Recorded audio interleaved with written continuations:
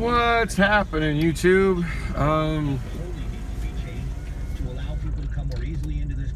They're letting me out again.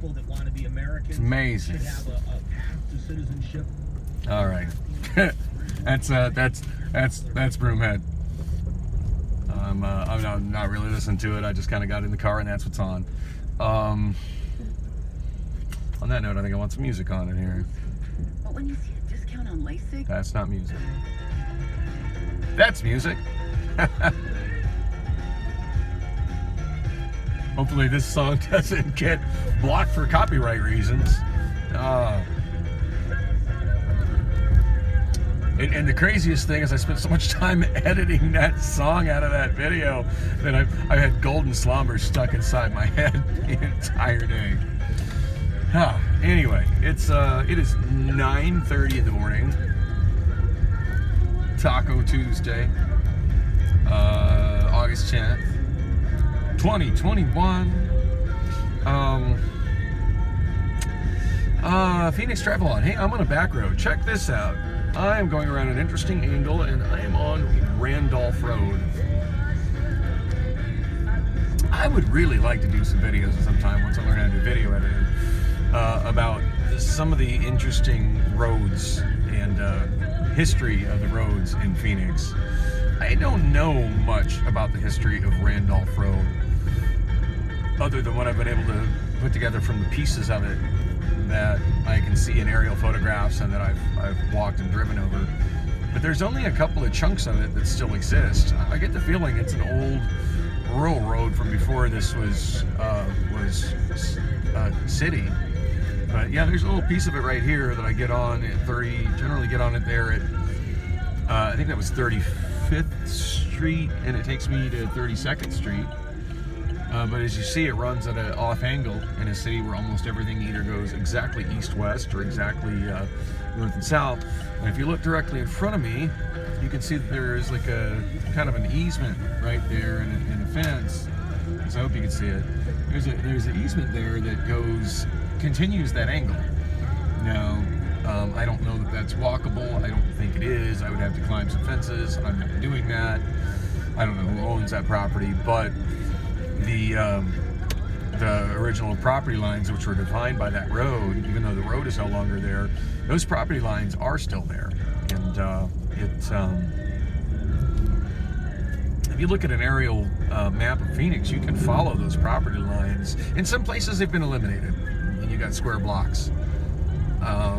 So obviously some development happened where, a developer purchased, possibly the city just acquired all the property that included those boundaries along, Randolph Road, and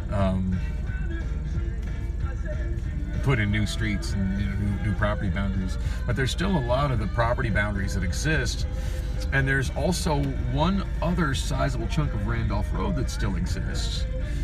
And I think I have nothing better to do right now than show it to you. Actually, that's not true. I got a lot of better things I should be doing, but it suddenly sounds like a good idea. So why the hell not? So, see, I spent like the last half hour talking to a friend of mine, and I forget his name, and that's probably for the best, because I probably doesn't want his name put out on the internet. He's one homeless person that I know and consider a good close friend, and I talk to him pretty regularly. He's got a storage unit at the same facility where I got my storage units, and he's an elderly guy, really nice, Vietnam veteran.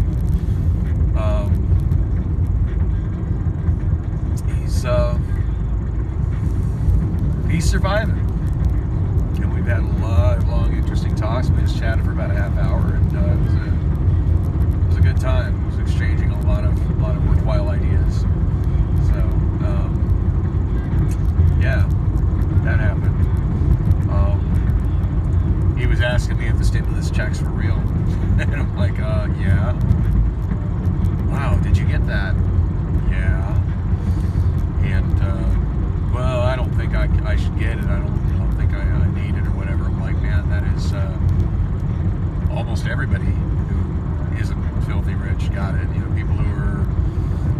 average middle class got it. Like, that's your money, dude. And for this man, and I forget how much money it would be offhand, but for this man, getting his 2 stimulus checks that he didn't get and wasn't even sure that they were a real thing, that's going to be a big game changer for him. So I told him I'm going to get that information for him, and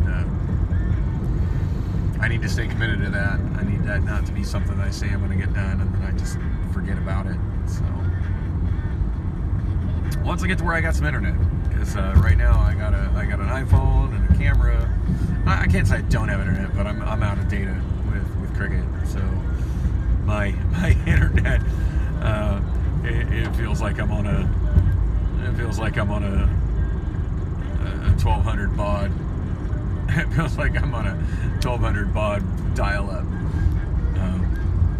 It is, which isn't very conducive to accomplishing anything. And that's at a good moment. Anyway, I'm still on the mission to show you all Randolph Road. Well, a little bit is left of Randolph Road. Someday I would really like to make a video about it where I can show all the property boundaries and maybe walk along some of the places where there are some easements that are accessible, that shows where it used to be. I have walked some of it. I've looked at pretty much all of it in aerial photographs, but there is another piece of it that can be driven on, just like what I was driving on. Oh, and for what it's worth, one of those boundaries for Randolph is actually where my storage is. It's the boundary between the industrial building that has Venmo bread and the U-Stor place. And I don't know if I've shot video where you see me driving through U-Stor. I feel like I probably have, but I'm not 100% sure. But there's a point where they've changed the direction you go through it. It's kind of like a one-way. What used to be the entrance is now the exit. What used to be the exit is now the entrance. But it used to be when you came in where the exit is, it goes straight for a while, and then it would kind of go 45 degrees to the left. And once you do that 45 degree to the left, you're kind of on the alignment. I don't think it's exactly where Randolph Road was, but you can tell that would have been, when you look at the aerial photographs, you can tell at one point in time that would have been a lot that faced Randolph Road. So anyway, I'm headed back to it. As I'm paying attention, we've done some north and we've done some west, because Randolph Road ran at about a 45 degree angle from the southeast to the northwest, kind of like Grand Avenue, but without train tracks. Like, I'm really curious, like what the origins of the road is. I've never really been able to find that out. But there's definitely utilities along it, you know. But which came first, the road or the utilities? I would imagine probably the road.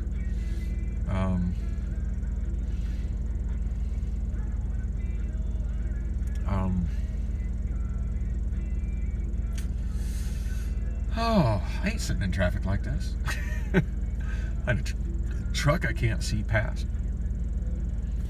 So I'm on Thomas. I'm almost to 16th Street. Where Randolph Road ended was near Fillmore at 32nd Street. So I'm 2 miles east and about 2 miles north as well. Here, we'll go north on 16th Street. And I do believe if I take the next left, and I forget the name of the road, but it'll take us to the other remaining segment of Randolph Road. Here it is. So this is Pinchot, or Pinchot, depending on how you want to pronounce it.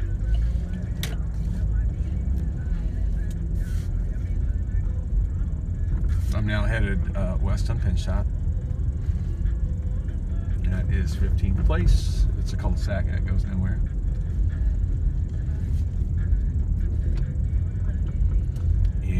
right, that is 15th Street.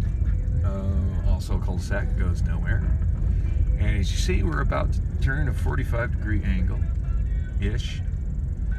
And bam, North Randolph Road. Here's where it continues. And there's an apartment complex to the left. I forget the name of it, but it is one of the most green, lush pieces of property in all of Phoenix. I've heard mixed feedback about the quality of that complex, but it sure is neat to look at. We're still on that house on the right. It's gorgeous. Randolph, I just crossed Earl. I forget the street that just merged from the left and went south. Cherryland. Hey, they got a new street sign up there at Cherryland. It's kind of a neat house on the right. I get the feeling that's owned by an architect because the architecture is super unique. Believe it's an LDS church on the left. Can't see the sign. I'm not 100% sure. Flower Street, and there's a street sign right here. Randolph Road just ended right there, and now I'm going northbound on. Actually, I stand corrected. This is still Randolph Road, but willing to bet money this is not the original alignment because, if memory serves, you can still see stuff running at that angle, going deeper into Phoenix. But anyway, I do believe that's the only other remaining chunk of it. Someday, I would like to do a video about that. I don't know who's interested in that kind of shit other than me, but anyway, thing. It's Longview Drive. Wow, it's a brand new townhouse. It's just about built. Luxury townhouses in the hood. This is a neighborhood that's getting gentrified in a really big way. It's kind of funny I say in the hood because just to the right where those gentrified, where this like brand new luxury townhouses are going on, which was very much hood. It's hood. It's getting gentrified. I'm on Osborne. I'm headed west. I just crossed 12th Street. To the south, you'll notice on the left there's no sidewalk. There's palm trees, and they've made it very inhospitable to pedestrians on that side of the road. And there's a nice sidewalk on the other side of the road. But on the left, behind all the landscaping, is, and there was an entrance there, is the Phoenix Country Club. And those are some of the most expensive houses in the valley. They're very posh houses and a golf course. But it's very much gated. And that wall of landscaping that we've been following on the left for nearly a half mile, that's what separates it from all the riffraff over here where I am. Oh, so where am I going? I don't know. I forget where I was going. I just realized I was driving on Randolph, and it seemed like something I wanted to talk about on my video. And now I've driven for 13 minutes aimlessly in a direction away from my home. It's 9:48 now. Oh, I remember now. I want to get me some new clothes. Not like I have a lot of money spending on wardrobe right now, but I don't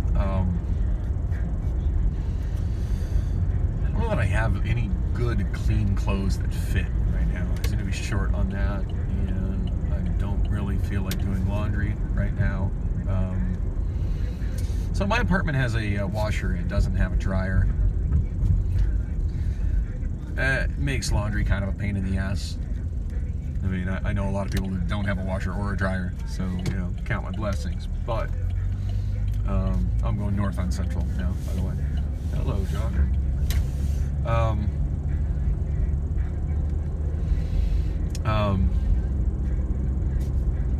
But yeah, it is kind of a hassle to I do my washing and then I gotta take it somewhere else to dry it.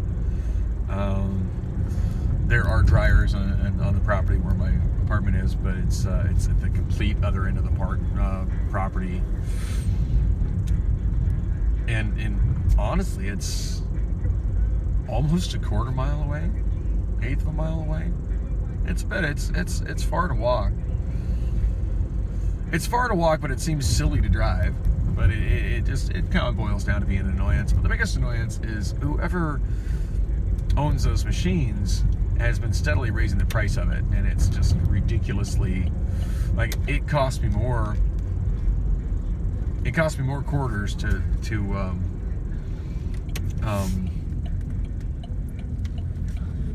dry my clothes there than it does to wash them and dry them at other laundromats. So lately I've been going to Econo Wash, which is kind of a dingy, kind of a hood laundromat. It's at 32nd Street in Oak. It's not like close, but it's not far. They've got those ginormous dryers, and I forget how much they cost, but you can do it a quarter at a time, and pleasant. But yeah, I don't feel like doing laundry today. So, and Priscilla said something about the washing machine is acting funny. And I don't know if I want to deal with whatever that entails. So, and if it looks like I'm just driving in the complete opposite direction of where I was driving, it's because I am. Oh wow. Major renovation going on the left.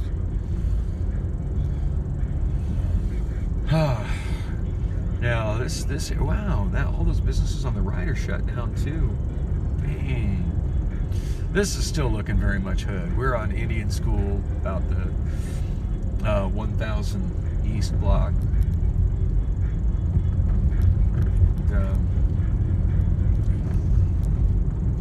Yeah, a lot of small businesses have gone out of business along the stretch.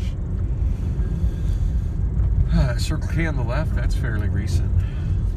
That's, for a Circle K in the hood, it's pretty darn nice. Low Money Pawn Shop. That place has been in the news quite a few times because sometimes guns that are involved in crime pass through there, and that ends up being the missing link that the detectives use to put that together. Hey, there's the 99-cent only store. There's someplace I need to go. Yeah, my last batch of CDs that I just sold, I completely forgot I needed to go there. The batch of CDs that I shipped yesterday morning, I used up the very last of my packing tape, so I need to get packing tape. I guess that's my next stop. Then I'll get some clothes. You know, some foresight, I could have drove directly into it.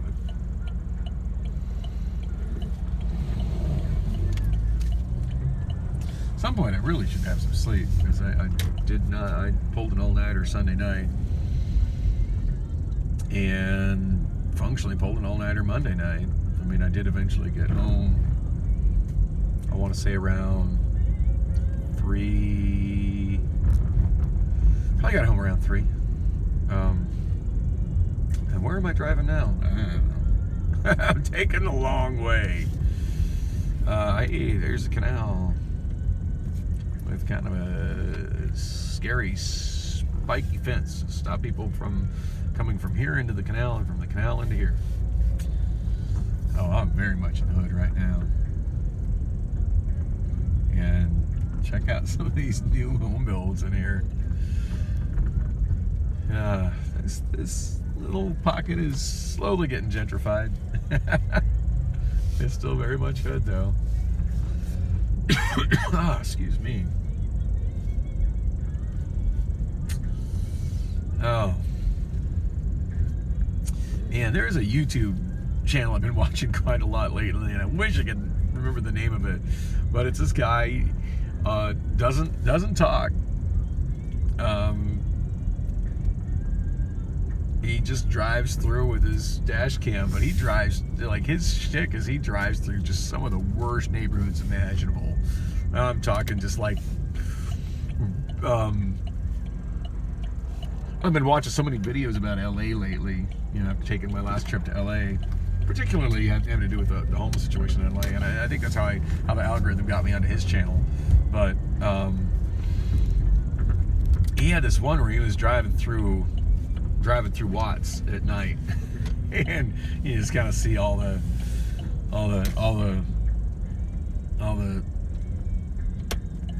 hood nightlife, and that is a fun video. But yeah, I feel like you just kind of take my narrative away, and you just got to see a segment of one of his videos. But I do like this store a lot. In fact, I've been shopping at the 99-cent only store since they first started opening locations in Phoenix. In fact, interesting bit of personal history with me in the 99-cent only store. I once upon a time, when I was borderline homeless, woman I was dating at the time, who I was borderline homeless with, we went and camped at a 99-cent only store. I'm thinking she had a car at the time. For a while when we were together, she had a car, and then for a while, like, something was wrong with her car. But I think she had a car at that time. And we might have been rolling with a friend of hers. A lot of times there was a friend of hers that used to drive us around. She always throw him cash. Sometimes I throw him cash. Usually she threw him cash. Anyway, I digress. So we went up to this 99-cent only store for its grand opening, and it was far too. I think I want to say like 67th Avenue and Loop 101, Beardsley, way up in North Glendale. And we camped out, and there were many people that camped out in front of the store because they had some crazy grand opening deals. But the best one that they had was I want to say a 19-inch TV, but it might have been a 25-inch TV. That's back when tube TVs were still a pretty common thing. Most people still were buying tube TVs back then. And it wasn't a high-end TV. It was a pretty basic TV, but I bought a brand new, I forget the brand name. It was a brand name, too. It wasn't like a generic. I think it was I want to say Magnavox or maybe a Sharp, but a rather nice but basic brand new TV. And I bought it for 99 cents. And gave it to my nephew Brandon for his for Christmas. I forget how old he was, and Brandon's like in his mid-20s now, but at the time I think he was, I don't know, probably about 10-ish.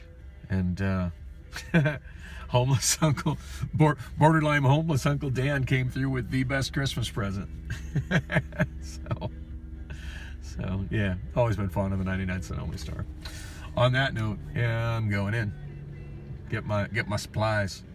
Thanks for watching. There'll be more.